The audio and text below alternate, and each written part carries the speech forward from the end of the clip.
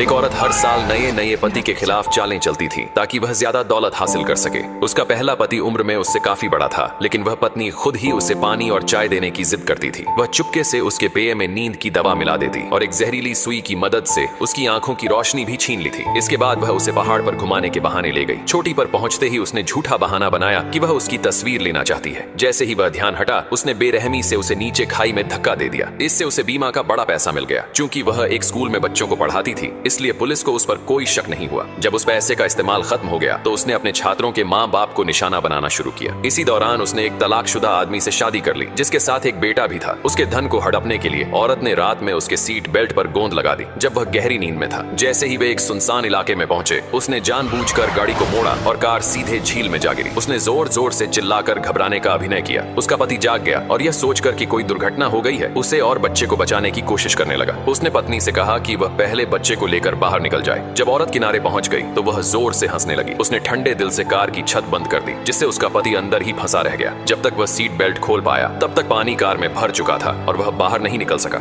आखिर में वह वहीं डूब गया। उसके अंतिम संस्कार के दिन औरत बिना समय गंवाए दूसरे पुरुषों पर मुस्कुराने लगी। ये नजारा उसकी सास ने देख लिया। उन्हें तुरंत शक हो गया कि उसके बेटे की मौत के पीछे जरूर उसकी बहू का हाथ है। उन्होंने गुस्से में आकर बहू से सामना किया, लेकिन वह चुपचाप मासूम बनने का नाटक करती रही। कुछ ही समय बाद औरत ने अपनी सास पर केस कर दिया और सौतेले बेटे की कस्टडी मांगने लगी। बेटे की मौत से टूटी हुई वह बुजुर्ग महिला अब अपने पोते को भी खोने वाली थी। कोर्ट में वह अपना गुस्सा नहीं रोक सकी और खूब चीखी चिल्लाई, लेकिन औरत लगातार मासूम बनने का ढोंग करती रही। उसे लगा इससे वह अदालत में जीत जाएगी, लेकिन न्यायाधीश ग्वांगना को कुछ गड़बड़ महसूस हुआ। उन्होंने औरत का नाम एक शीशे में लिखा और उस नाम के साथ ही उसके सारे गुनाह सामने आ गए। असल में ग्वांगना कोई आम जज नहीं थी। वह नर्क से आई एक दैवीय न्यायाधीश थी, जो पापियों को उनके कर्मों का फल देने के लिए इस धरती पर भेजी गई थी। उसी रात ग्वांगना ने औरत को कॉल किया और बताया कि उसने उसके सभी जुर्मों के सबूत इकट्ठा कर लिए हैं और उसे उसी झील के पास बुलाया जहां उसने अपने पति की हत्या की थी। डर के मारे वह झील पर पहुंची, लेकिन वहां उसने जो देखा उससे उसका खून जम गया। झील के बीचों बीच से उसका मरा हुआ पति अपनी कार समेत उसकी ओर आता दिखाई दिया।